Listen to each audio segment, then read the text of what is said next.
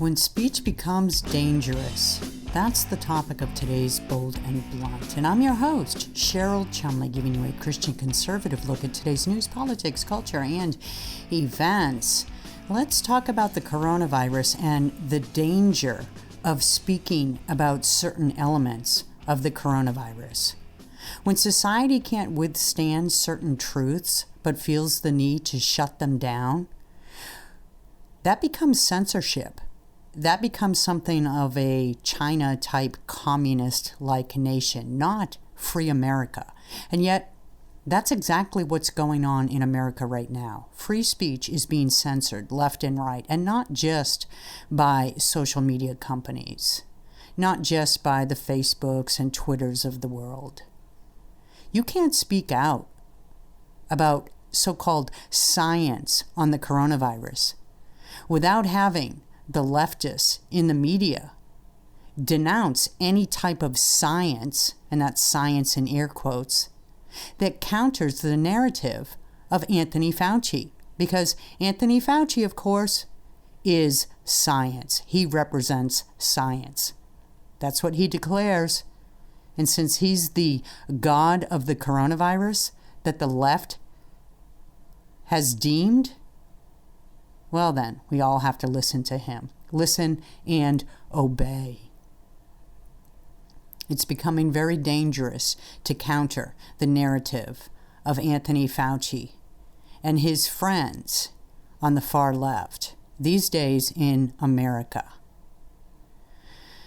Before I get into all that, and before I play some of Anthony Fauci's recent remarks, I want to give a shout out to Edify. Edify.app/podcasts is the new host of Bold and Blunt. Go there, check it out, because this is the platform for the faith-based podcasts, and trust me on this. In this day and age that we're living in, where the government is rapidly overreaching on its constitutional limits, you need some sort of higher faith in order to get you through the day. So go to Edify, check out the faith-based podcasts, and download Bold and Blunt there. Of course, you can still get Bold and Blunt at WashingtonTimes.com and anywhere podcasts are offered. I would love to have you subscribe. I would love to have you be a regular listener. And for those who already are, thank you. Thank you so much. Anthony Fauci, let's get back to him. Anthony Fauci recently on a CBS News show said this. Because I represent science. I represent science. Nobody else does. So either you're with Anthony Fauci or you're against science. There are no dissenting opinions in Anthony Fauci's world. Either you completely agree with Anthony Fauci's findings, his science, his viewpoints, his opinions, his recommendations, and so forth, or you are completely anti-science. It's like the argument over the vaccine. If you're not on board with taking an experimental vaccine, and yes, that's right, I called the coronavirus vaccines experimental because, hey, that's what they are. Messenger RNA vaccines have never before been used in humans. So humans taking these coronavirus vaccines, which are messenger RNA vaccines, are in essence being a little bit of the guinea pigs for the pharmaceuticals, for Big Pharma, and for their partners in the political world. So if you're not on board with taking the vaccines, you're billed as anti-vax, which in most cases, people who are hesitant to take these vaccinations, to take these vaccines, are not anti-vax. They just have questions. They have curiosities. They have red flags. They have concerns. But if you're not on board, you're billed as anti-vax. Just like Anthony Fauci's viewpoint stated just there on CBS News, if you're not on board with his way of thinking, then you are unscientific. You are anti-science. Because Anthony Fauci represents science. The arrogance of this man knows no bounds. And I can say, that because he's a humanist, he declared himself to be a humanist. He was raised in the faith. Do a little research and you'll find online that he's given interviews where he was raised in the Christian faith, but along the lines, he became more of a humanist, which is another way of saying atheist, which is basically a way of saying that you take faith in your own mind, in your own wisdom, in your own fleshly wisdom, and do not think that you have an accountability one day to a higher power. You think that your mind can dictate your morals, your moral compass, that your mind is all you need. You're a humanist. That is Anthony Fauci. And that's where his pride comes from. That's where his arrogance is rooted. He thinks that he is so intelligent that he knows best. He has the degrees in infectious diseases. He holds the position in infectious diseases. He has the decades of experience in infectious diseases. And the fact that he's been wrong so many times, going back to his influences in AIDS in the 1980s and his wrong predictions and his erroneous prognostications and so forth back in the 80s, that doesn't matter because science is fluid. Science changes, and Anthony Fauci changes with the science, and he expects you to hop to and change as well in line with his dictates because, again, he holds the degrees and you don't. So Anthony Fauci's arrogance is leading not just him down a path of blindness, but leading all of America down a path of blind obedience, which is rapidly stealing our individual rights, our God-given rights, from the God that Anthony Fauci doesn't believe in. So why would we believe in Anthony Fauci when he does not believe in God? That's a question for another show. This show is about free speech and the danger that certain speech has been deemed by those in political power, by those in bureaucratic positions of power in recent times. Let's go back and listen to more of Anthony Fauci because this interview that he gave was oh so enlightening about his thought process and about the self-pride, the belief in his own mind that guides his policy dictates, his political viewpoints. Even though he tells us all at the same time, insists, doubles down on insistence in saying that he has nothing to do with politics. All he's about is the science of medicine. Listen in. Why do you feel so strongly about that, about staying on the job when you become, you were personally, not just rhetorically, threatened? Your security, your safety, your family. Yeah. How did you deal with that? I dealt with it by focusing on what my job is. From the time that I went into medicine to the right now where I am at my age, my job has been totally focused on doing what I can with the talents and the influence I have to make scientific advances to protect the health of the American public. How noble, right? Anthony Fauci, how noble. His entire life has been dedicated, based on the talents that he has, about helping us all. What a noble guy. So anybody who spends lies and threatens and all that theater that goes on with some of the investigations and the congressional committees and the Rand Pauls and all that other nonsense, that's noise, Margaret. That's noise. See the jump he did, the deception he just slid in there. Every time Anthony Fauci opens his mouth, there's a deception coming. So he builds himself up as this noble guy who has dedicated his life to saving lives. And then he jumps right in and says anybody who lies and argues otherwise, because if you argue otherwise against his particular version of science, that automatically makes you a liar. There's no gray area there. There's no room for dissenting opinion. Already you're billed as a liar, as a deceiver. He's so clever. He's got that forked tongue that has been practiced over the years. A lot of people barely notice it. They barely notice the deceptions and lies that just spew from his mouth. It comes naturally. I know what my job is. Senator Cruz told the Attorney General you should be prosecuted. Yeah. I'd have to laugh at that. I should be prosecuted. I laugh and I laugh and what I happened laugh. on January 6th, Senator? Do you think that this is... Another lie. How did Senator Ted Cruz have anything to do with January 6th? What was Senator Ted Cruz's role in January 6th?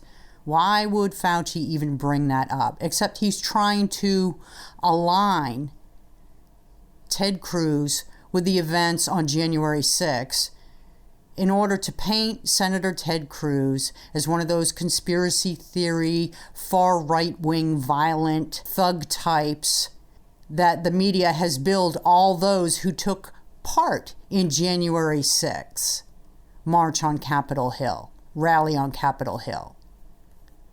Lies, lies, lies.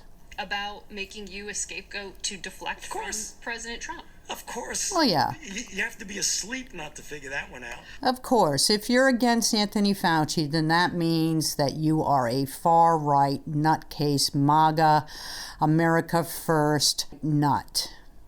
Well, there are a lot of Republican senators taking aim at this. Well, they're all okay. nuts. I'm just going to do my job. Oh, And I'm going to be saving lives, and they're going to be lying.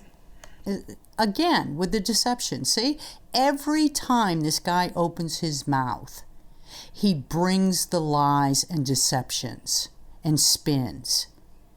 All the Republican senators who may have questions about Anthony Fauci are automatically liars. And worse, they're standing in the way of Anthony Fauci's noble cause, noble quest to save people's lives. And if you carry that out to its logical conclusion, which is where Anthony Fauci, the silver-tongued, smooth-talking deceiver, wants you to carry it, the conclusion is that these Republican senators are actually contributing to deaths in this nation. They're killing people, the very people that Anthony Fauci, the noble man, wants to save. It seems another layer of danger to play politics around matters of life and death. Right, exactly. And to me, that's unbelievably bad, because all I want to do is save people's lives. And I mean, anybody who's looking at this carefully realizes that there's a distinct anti-science flavor to this. Anybody who's looking at this carefully must conclude that those who raise questions about the vaccines, about the origins of the coronavirus, about Anthony Fauci's quasi-science, anybody who asks questions, they are distinctly unscientific. And once again, they're getting in the way of Anthony Fauci's noble quest to save lives. More deceptions, more spins. So if they get up and criticize science, nobody's going to know what they're talking about. But if they get up and really aim their bullets at Tony Fauci, well, people could recognize there's a person there, so it's easy to criticize. But they're really criticizing science, because I represent science. That's dangerous. To me, that's more dangerous than the slings and the arrows that get thrown at me. And if you damage science, you are doing something very detrimental to society long after I leave. There you have it. Either you're with Anthony Fauci or you're against science. And did you hear what he said? It's dangerous. It's dangerous to oppose Anthony Fauci's particular brand of science. You're committing acts of dangerous speech if you question, oppose, resist, rebel against the particular brand of science that Anthony Fauci pushes. And the particular brand of science that Anthony Fauci pushes, in reality, in truth, is not very much science at all. It's what he says, what he deems on any given day. Wear a face mask. Don't wear a face mask. Wear two face masks. Wear two face masks and a plastic shield. And why not some gloves, too? Stay home, social distance. If you get the shot, you don't have to social distance or wear masks. Get the shot, but still wear masks, still socially distance. It's a good idea. It's common sense. Get the shot, they're 100% effective. Get the shot, they're 90% effective. We need 70% of America to get the shot. We need 80% of America to get the shot. Oh, get the shot, they're effective, but they're more effective when you get the booster. Get the booster, get 2 boosters, because the first booster, the efficacy is falling. The rates of efficacy are falling. And so we knew all along that you actually need 2 boosters. We knew all along that you actually need 3 boosters. This is science in Anthony Fauci's mind. And obey, do not resist, do not talk about the reasons for resistance, or you are guilty of dangerous speech, which is leading to loss of lives. It's leading to deaths. What is dangerous speech? Well, for that, let's go to dangerousspeech.org. That's right. There is a nonprofit website dedicated to discussing dangerous speech. We know what Anthony Fauci considers dangerous speech. It's any speech that counters his so-called science. But here's what dangerousspeech.org defines as dangerous speech. It's any form of expression, which could be speech, text, or images, that can increase the risk that its audience will condone or participate in violence against members of another group. Did the message come from an influential speaker? That's one aspect of determining dangerous speech. Was the audience susceptible to an inflammatory message because they were already fearful or resentful? That's another facet of determining or defining dangerous speech. Does the speech carry hallmarks of dangerous speech, such as dehumanization, accusations, assertions of attack on certain segments of society, coded language, or contamination, which is giving the impression that one or more members of a target group might damage the purity or integrity or cleanliness of another group? Coded language, we've heard a lot about that from the likes of mainstream media pundits, who basically say that if you are a Donald Trump supporter, or you're an America First supporter, or a MAGA type, that's code for racist, that's code for white supremacist. Look, critically thinking and asking questions and raising alarms and questioning the government messaging and actually resisting some of the government's overreaches, that's all very American. That's all very patriotic American. That's how our country was founded. That's the DNA of our nation. So those who want to flip that principle, that ideal, what they're trying to do is uproot the foundations of America and turn us from a nation of individual critical thinkers and questioners into a nation of blind sheep obedient to the government forces. They're trying to turn us into a collectivist nation where we all just obey and abide whatever message the government puts out. Do it, obey, don't discuss. If you discuss, you're guilty of dangerous speech. We've seen this not just with the coronavirus, so-called science. We've seen this not just with questioning court cases. Kyle Rittenhouse. Can you say Kyle Rittenhouse? We've seen it there. But we've seen it with this whole election fraud discussion that has really ratcheted up since 2020 for good reason. As today's bold and blunt guest points out, His name is Hans Von Spakovsky. He is a senior legal fellow and manager of the Election Law Reform Initiative at the Heritage Foundation. He is a frequent media guest, and he, along with his colleague John Fund, have written a new book called Our Broken Elections: How the Left Changed the Way You Vote. This is a very critical discussion to have. It's something that the left does not want America to have, but here we go, entering dangerous speech land. So, Hans, thank you so much for being on Bold and Blunt. I really appreciate your time. Well, thanks for having me on. Questions about the 2020 election still persist to this day. Are they valid? Should we all be questioning results still from 2020? Well, look, there's a reason for that, and that's because the questions weren't resolved.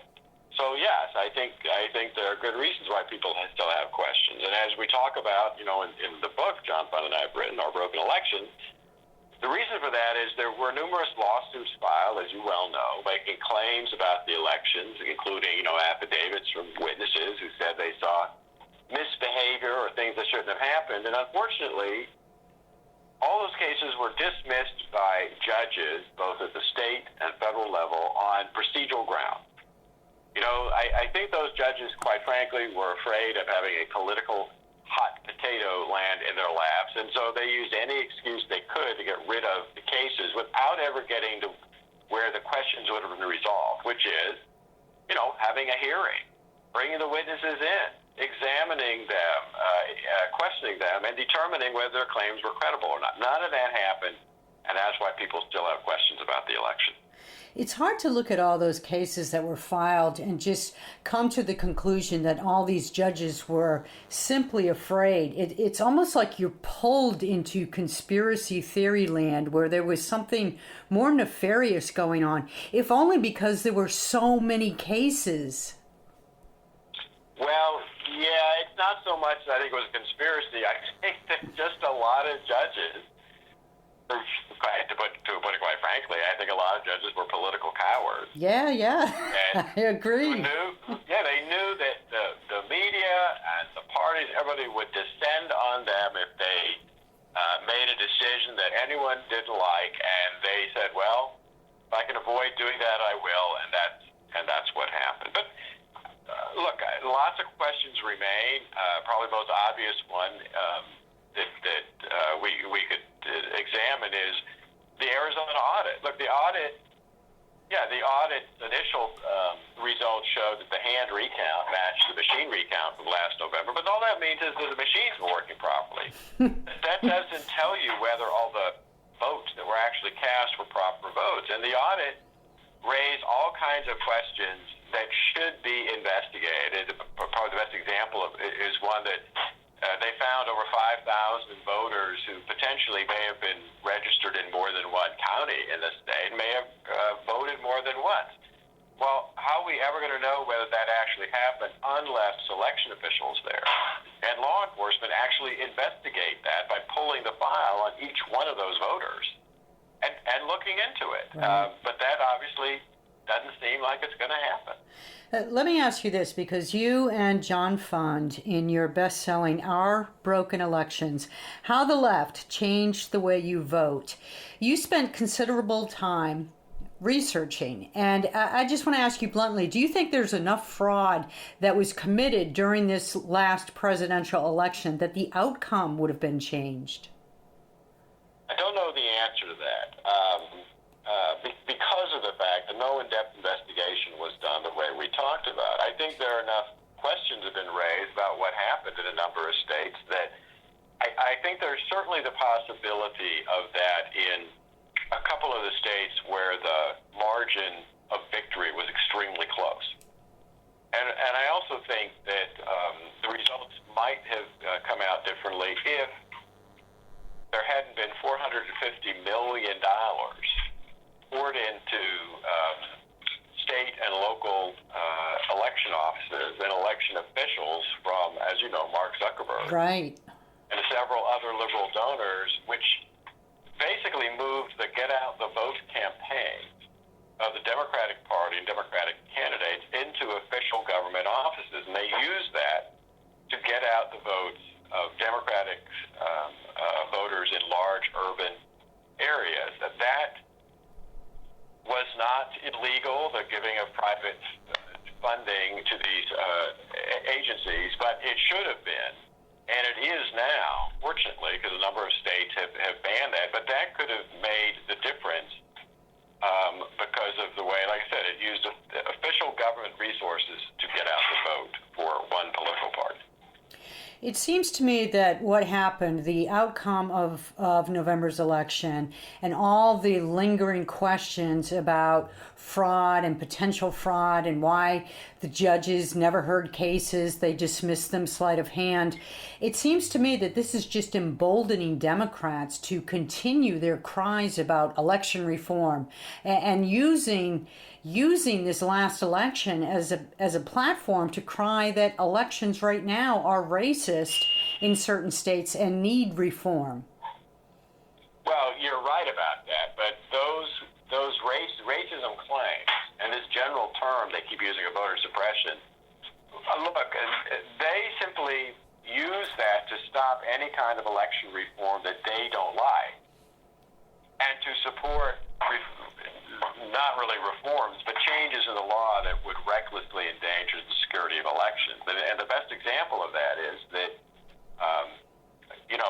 the federal bills they've tried to push through, particularly H.R. 1 in Congress, which fortunately have been stopped in the Senate through filibustering by Senator McConnell and Republicans, would have voided all state voter ID laws at the very same time that it would have required all states to put in same-day voter registration. Well, when you combine those two, it means that states would have to allow any individual to walk into a polling place, register, and immediately vote. And if they have any suspicions that, well, that's not really the person's name, or they don't really live here, there would be absolutely nothing they could do with it because they would be prohibited from asking for an ID. So it's those kind of changes that would endanger the integrity of the election process and all future elections, and yet they're using these cries of racism and vote suppression to try to push those through. How much does it bother you that over the years, and it's not just this last election due to the coronavirus, though that certainly expanded the practice, but over the years we have been rapidly moving more and more to an allowance where you can mail in ballots, you can do absentee ballots, absentee voting for whatever reason, for whatever excuse? Well, that's one of the things we talk about in the book, that's extremely dangerous. Look, nobody disputes that, we ought to have absentee ballots for people who are too sick or disabled to make the polls, or for our overseas military voters, people like that. Right. But this push for all mail elections, to have as many people mailing as possible, raises all kinds of security issues, particularly because, one, you're in many cases you're depending on the U.S. mail to deliver the ballot, which can be very problematic given its record. Two, you're destroying the secrecy of the ballot, and you're making voters vulnerable to coercion and pressure in their homes by candidates and others. And look, they're the only kind of ballots that are voted outside the supervision of election officials and outside the observation of poll watchers. They are simply much more vulnerable to being stolen, to being altered, to being forged than any other kind of ballot. And that's why it's really dangerous to move more and more in that direction. Now, what kind of things can Congress do to put a stop to the left's ultimate design of crumbling the Electoral College? Because that's where they're headed on this, yes? It is. Fortunately, to do that, you would have to have a constitutional amendment, even though many people now pushing this thing that they don't have to do that. So as long as there are enough senators and congressmen to prevent that from happening, it won't happen. On the other hand, a number of state legislatures, only in blue states, however, have voted for something called the National Popular Vote Plan, which is a very bad idea. The Electoral College today is just as important as it was when it was first started, and what it does is prevent American elections for president from simply becoming campaigns that only go to the big cities, ignore the rest of the country, the less populated areas. And if we switched away from it to a national popular vote system, The only place candidates would go to try to get elected are the big cities along the East Coast and the West Coast and Chicago, and the entire rest of the country would never see or hear from a presidential candidate. And coincidentally, those are all Democrat strongholds. Exactly right. So is that really what it takes? It takes basically having people in the Senate who believe strongly in the integrity of the voting system to keep the Electoral College in place. But even after that, even if you had Democrat controlling the Senate for a long enough time to push forward a dismantling of the Electoral College, it would still have to go to the states, right, to vote? That's exactly right. And hopefully there would be enough states to prevent it. You know, what's so strange about this is Democrats are just wholly in favor of this now, but, you know, one of the most prominent people to speak out against getting rid of the Electoral College was Senator John Kennedy before he became president. Wow. Well, that's back when the Democrat Party was filled with Democrats who still loved America and cared about America, which you can make the case now that most of them are socialists and raging communists almost. Yeah, no, I think, unfortunately, that's true, too.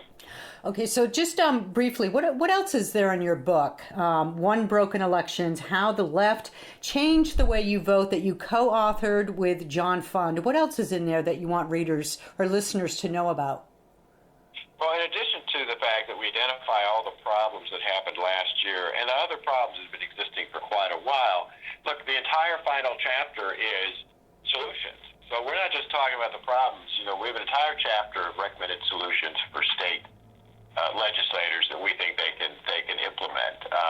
But the other big thing that we covered is, one, how the mainstream media doesn't want to cover the problems in the election system. If you talk about fraud that occurs, they instantly dismiss you for doing that.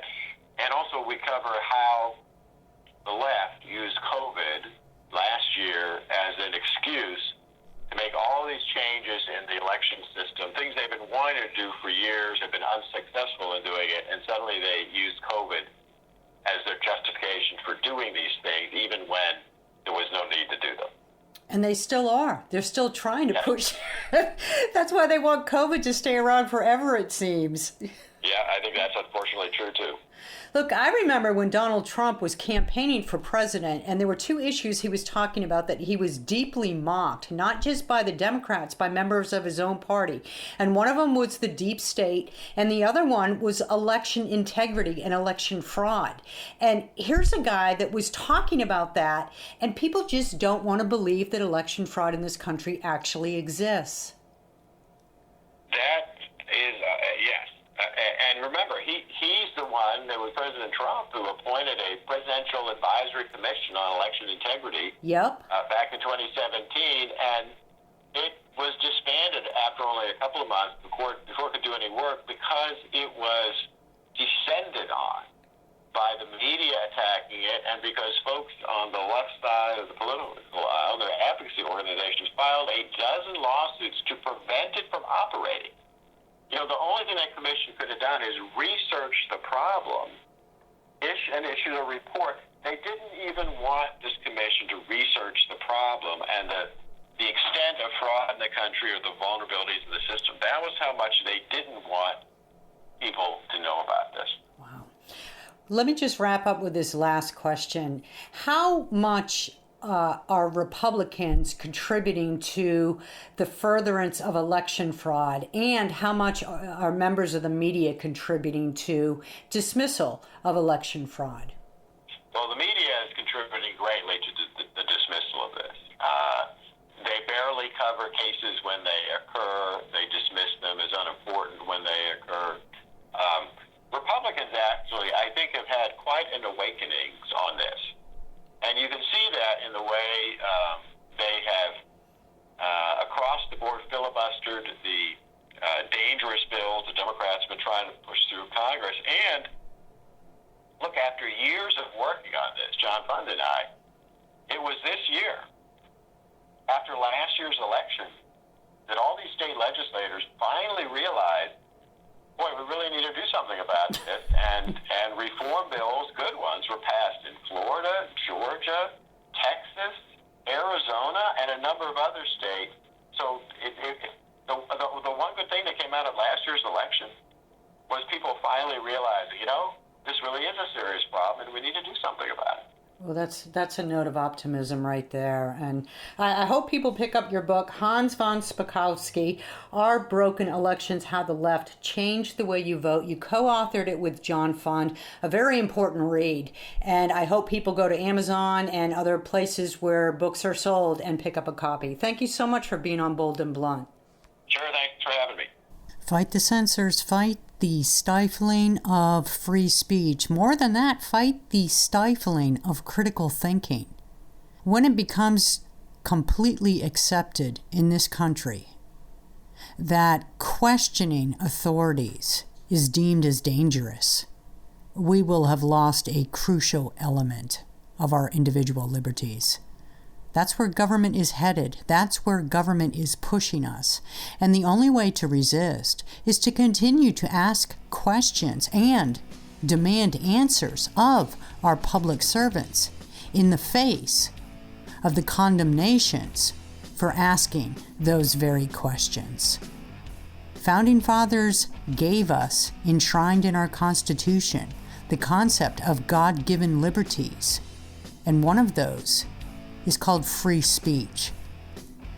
Free expression is a core foundation of American life. Got to fight for it because the government, in oh so many ways, from Anthony Fauci to election fraud, stifling speech about any type of questioning of government, is coming on strong. Thank you for listening. Don't forget, subscribe to Bold and Blunt at WashingtonTimes.com or head on over to edify.app/podcasts and check out not just Bold and Blunt, but all the faith-based podcasts offered there.